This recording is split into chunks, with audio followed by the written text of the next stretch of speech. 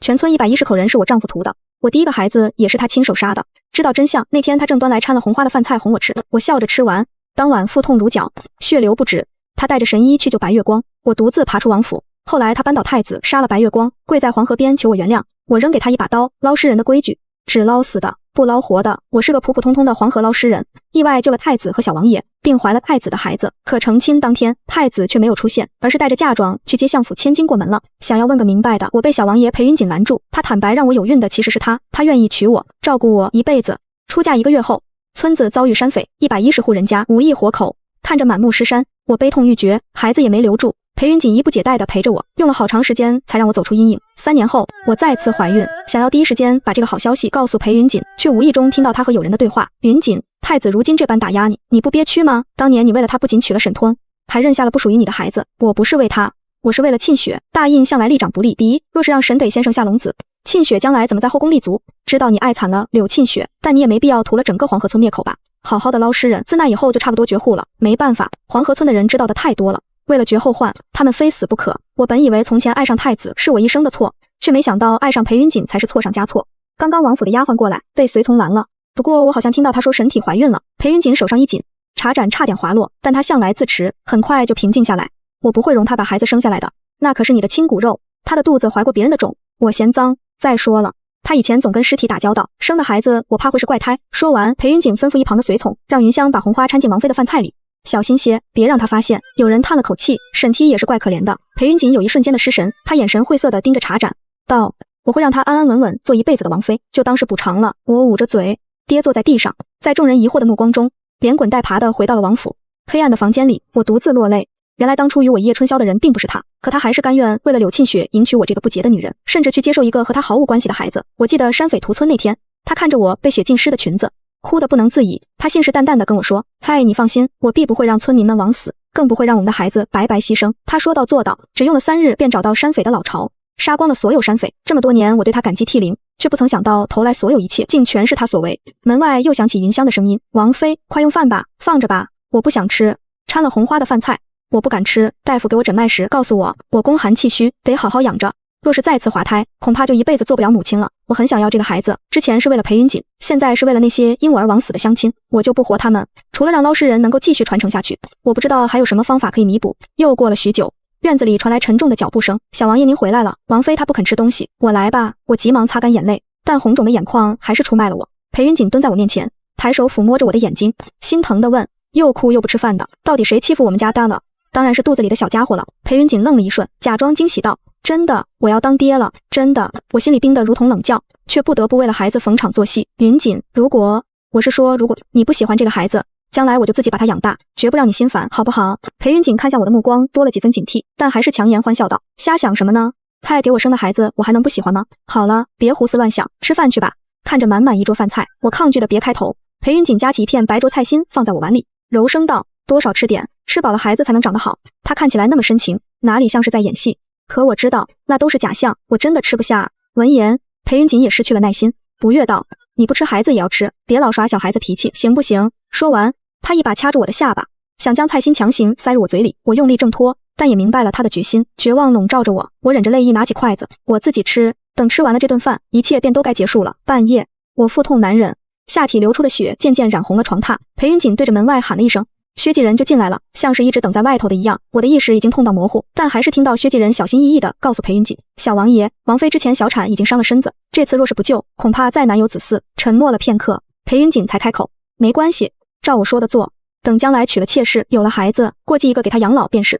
臣明白了，原来他嫌我脏是真的，不想跟我生孩子也是真的。我残存的一丝期待瞬间灰飞烟灭。正当薛继仁尽力救治我时，东宫的丫鬟匆匆闯了进来：王爷，太子妃今日有些腹痛，想请薛大夫过府一看。裴云锦神色大变，关切之情一览无遗。他想也没想，拉起薛继仁就要走。我的贴身丫鬟清代一把抱住裴云锦的腿，哀求道：王爷这时候带走薛大夫，王妃会死的，太子妃只是腹痛，请御医看看就可以了。可王妃现在命悬一线啊，求求王爷，可怜可怜我家王妃！混账！太子妃金尊玉贵，岂是你一个奴婢可以安排的？裴云锦的心早已不在这里了，他一脚踢开清代，敷衍的命令下人煮些参汤过来给王妃吊着命。等太子妃无事了，我立马带薛大夫回来。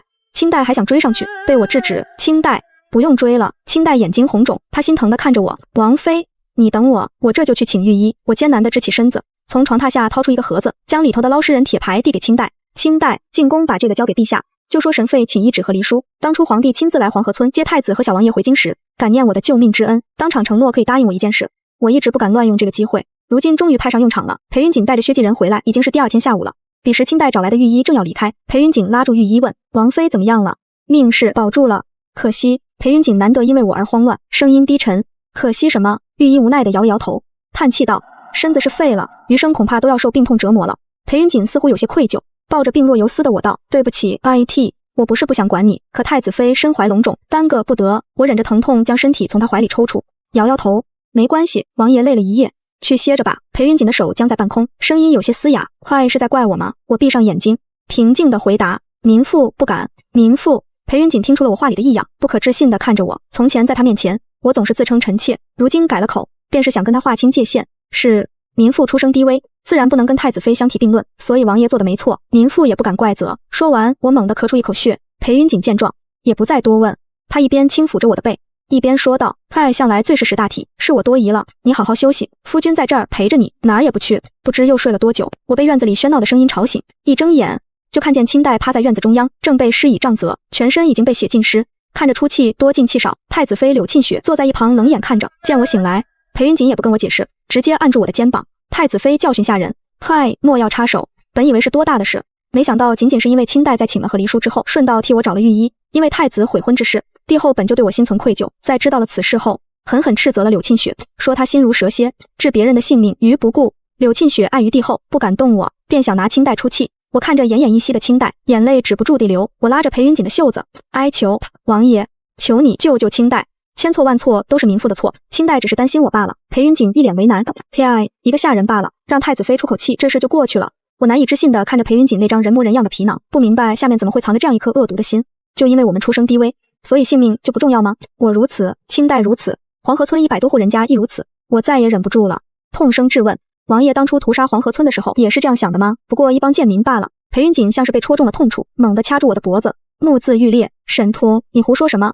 我用力想挣脱，扯着下身的伤口又被撕裂，血一下浸湿了床榻。裴云锦见状慌了神，他手足无措地搂住我，道：别再乱动了。我掰开裴云锦的手，怒目而视。裴云锦骗了我那么多年，有意思吗？几百条人命，还有我的2个孩子，你不会夜夜难安吗？裴云锦的手悬在半空，止不住的颤抖。你都知道了。见我不说话，裴云锦解释道：嗨，我那是没办法，黄河村有人看见过你和太子在一起，怀孕的事若是传出去，朝堂会翻天的。我忍不住冷笑，是因为朝堂会翻天，还是怕你的柳沁雪失权啊？裴云锦眉头皱起，原本的愧疚瞬间转为不悦，这都是我的主意，跟沁雪无关，你别扯上她。事到如今，裴云锦竟然还在护着柳沁雪，我彻底失望。那我的孩子呢？第一个怪我伤心过度没护好，那第二个呢？裴云锦见我捅破了最后一层窗户，这也不装了。没错，是我让人流掉的，我还没有做好当爹的准备，到了现在你还要骗我？别再胡闹了，不管我做了什么，就当是我对不起你。我发过誓，我会弥补你，会让你余生享尽荣华富贵，稳坐王妃之位。我不想再听他这些虚无缥缈的承诺。转而道：裴云锦，我什么都不要，我可以放弃一切跟你合力，放你自由。如果你担心屠村的事会泄露，那我的命你也可以拿走，我只求你救救清代。我想着几百条人命压在心里的愧疚感，怎么都能换回一个清代，可我还是低估了他的无耻。你别再说了，这回我帮不了你。沁雪的心里受了创伤，他又向来敏感执拗，要是清代不死，他会睡不着觉的。我终于明白了，在裴云锦心里，普通百姓的性命比不上柳沁雪的一个安稳觉。我推开裴云锦，拖着残破的身子爬向院子，我跪在柳沁雪脚边，拉着她的裙角哀求：太子妃，求你饶了清代吧，都是民妇的错。柳沁雪得意的冷笑：错哪儿了？民妇低贱，不该劳烦御医，不该惹太子妃不高兴罢了。看你满身无血，真让人觉得恶心。柳沁雪嫌弃地踢开我，转头对裴云锦道：云锦，我累了，你送我回去好不好？裴云锦看着趴在地上的我，犹豫了一下，可最终还是选择了柳沁雪。我摸着身边气息微弱的清代，叫住裴云锦，最后哀求道：王爷，帮我找找薛大夫可以吗？裴云锦正想吩咐下人，却被柳沁雪打断：任何大夫都不许叫，本宫已经饶了他了，能不能活下来看他自己造化。裴云锦眼神复杂的看了我一眼，一咬牙转身而去。我所有的崩溃在这一刻爆发，冲着他离去的背影大喊：裴云锦，我们和离吧。刚走到门口的柳沁雪闻言笑出声，打趣裴云锦：他说要跟你和离，还不快去哄哄。裴云锦不悦地瞪了我一眼：不用哄，气话罢了，出了王府，他根本养不活自己。再说了，他怀过2个孩子，又是2嫁夫，除了我谁还能要他？是呀，出了王府，我也许只有死路一条，但留下来却永远都会生不如死。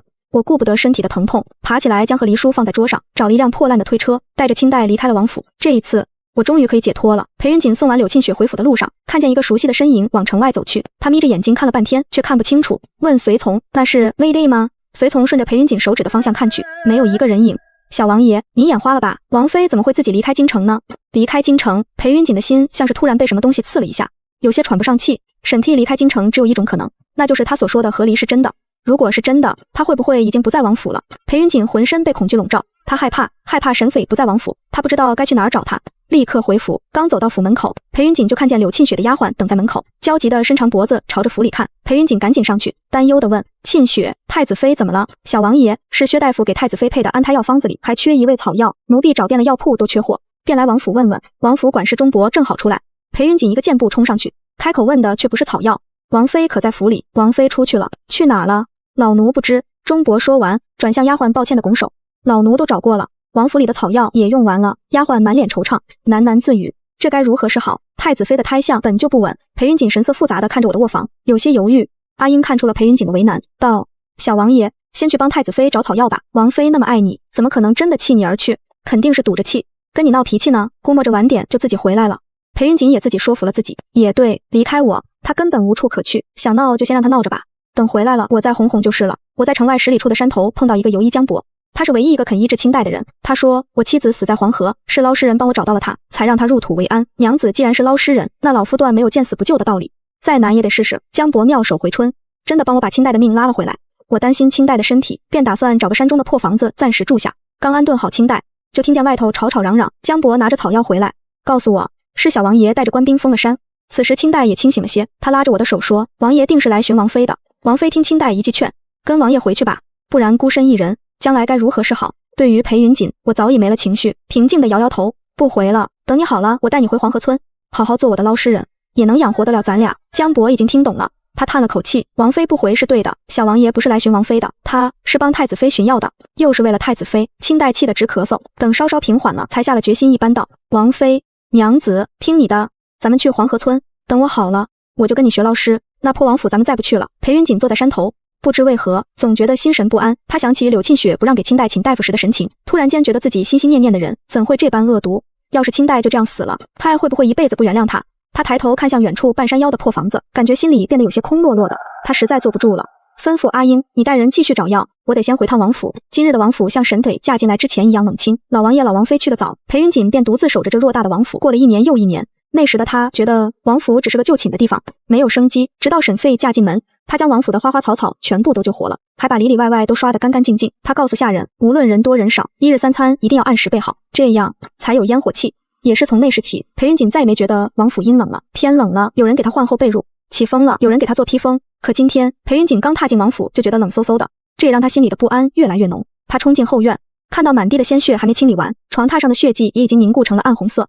他抚摸着还留有栀子花香的枕头，仿佛沈斐一直都在。钟伯小心翼翼地走进屋，道：“王爷，老奴已经让人去找王妃了，只是还没消息。”裴云锦脑海里一团雾气，什么都顾不得了，让所有人都出去找，天黑之前再找不到王妃，全部提头来见。可是王爷，王妃若是故意躲着我们，怕是难找到啊。裴云锦强压下心头的情绪，故作轻松道：“她不会躲着我的，她一向最粘人了。”钟伯转身准备离开，却一眼看见桌上的书卷，王爷，这好像是王妃留下的。裴云锦看着钟伯捧在手里的书卷，心里有了不好的预感。他愣在原地，迟迟不敢接过，许久才道：“你念给我听。”钟伯打开书卷，只看了一眼，扑通一声跪倒在地：“王爷，这是加盖了黄印的和离书。”裴云锦一把抢过和离书，眼睛瞬间变得猩红。他将和离书重重地砸在地上，不愿相信的自言自语：“不可能，沈梯连皇宫都没进过，怎么可能求来和离书？这是伪造的，一定是他想用这个来吓唬我。去找，无论是死是活，都必须把他带回来见我。她是我的结发妻子，没有我的同意，和离书不算数。”话音刚落，裴云锦又自顾自地起身，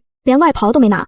罢了，本王自己去找他。黄昏时的京城已经亮起了灯，街道上的人3、5成群，谈笑风生，唯有裴云锦一个人失魂落魄。阿印看着裴云锦惨白的没有血色的脸，忍不住提醒：“王爷，你一天没吃东西了，要不先垫2口。”裴云锦回过神来，他看向街道两边琳琅满目的食物，突然笑了。他径直走到卖糖葫芦的小摊贩面前，道：“我都要了。”小贩拿着银子，高高兴兴地离开了。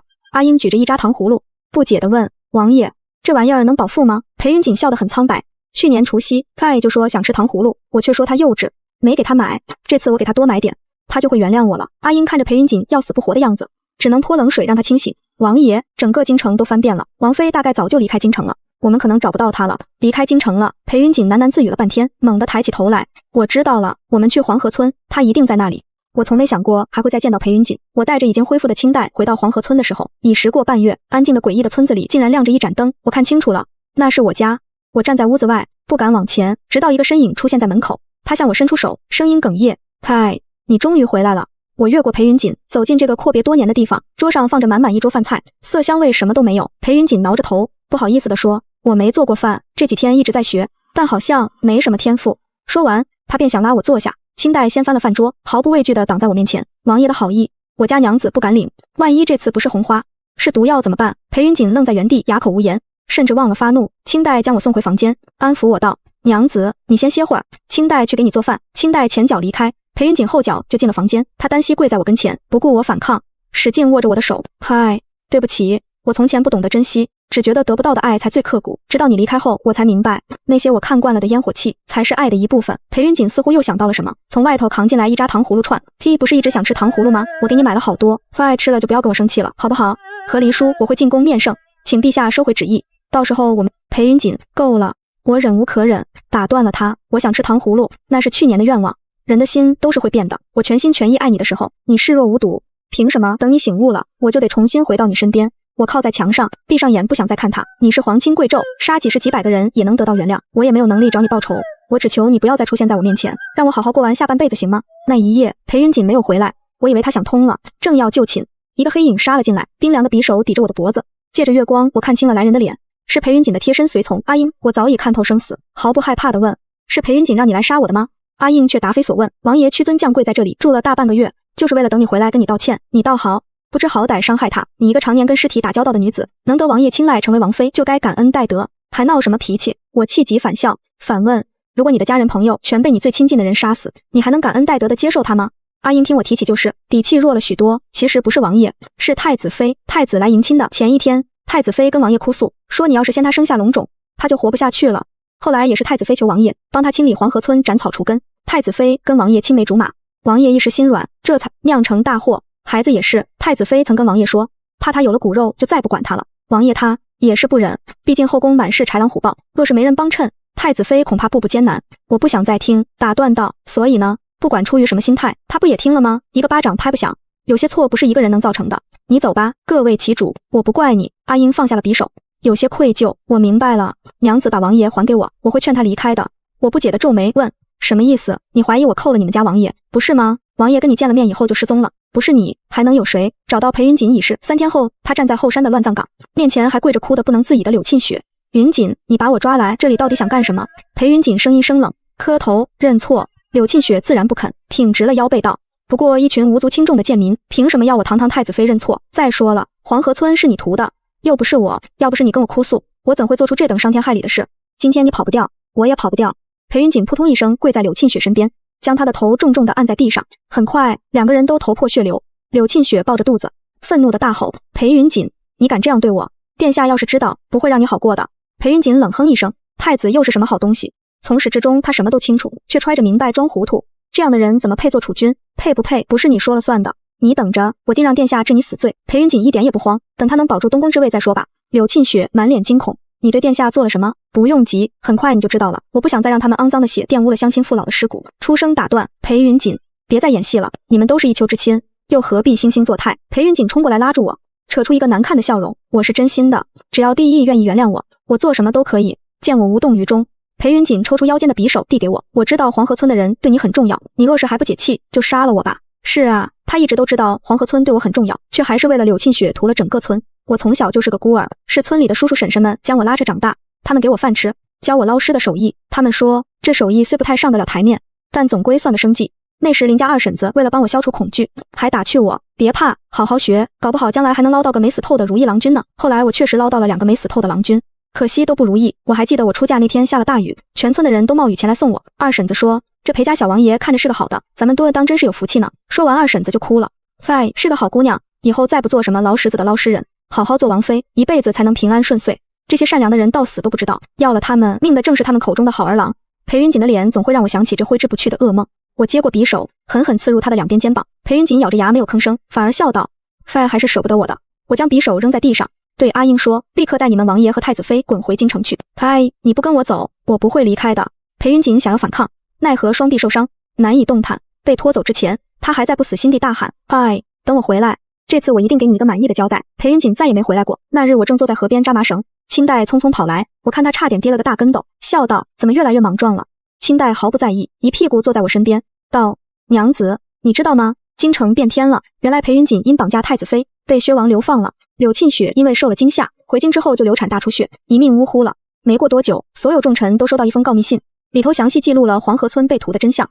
皇帝震怒，下令严查。不出3日，就有人弹劾太子知情不报，皇帝大失所望，当场废黜了太子慕容腾，改立成王为储。慕容恒在去往途州赴任时，遭人暗杀，屁尸荒野。清代长长的松了口气，愉悦地说：“真爽啊！也不知是哪个好心人在替天行道。”我看了一眼躲在暗处跟了我好久的阿英，心下明了，但还是想要个答案。别躲了，出来吧！阿英低着头，一脸窘迫。娘子恕罪，是王爷让我暗中保护娘子。我没有回答，问道：“告发信是裴云锦写的吧？”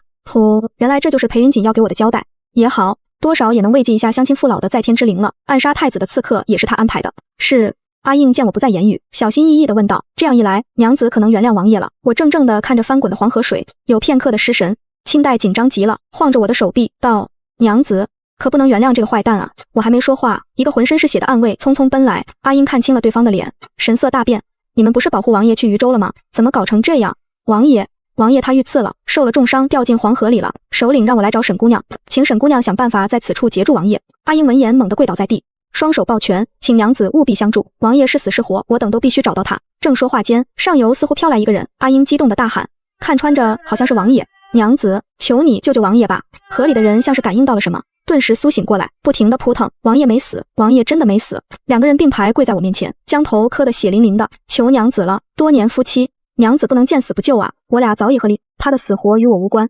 见我无动于衷，阿英拔出佩剑横在了清代脖子上，娘子若是不救，小的这就杀了他。我无奈地站起身，清代见状急得大喊，娘子别救！清代不怕死。我并没有往河边走，而是转头跟清代站在一起，尖锐的剑尖戳破了我的皮肤，一滴鲜血顺着剑柄滑落。阿英大惊失色，娘子，你这是做什么？捞尸人有个传闻，只捞尸体不救活人，若是救了，会一辈子不幸。你看，我就是个例子，所以这次我不救了。阿英见我心意已决，只能扔下剑，独自跳进了黄河。看着被大水卷走的两个人，我和清代相视而笑。娘子，真有这个传闻吗？编的。那将来我成了捞尸人，遇到没死透的还就不救？我看向黄河村的方向，长长的舒了口气，只是别再付出真心。全文完。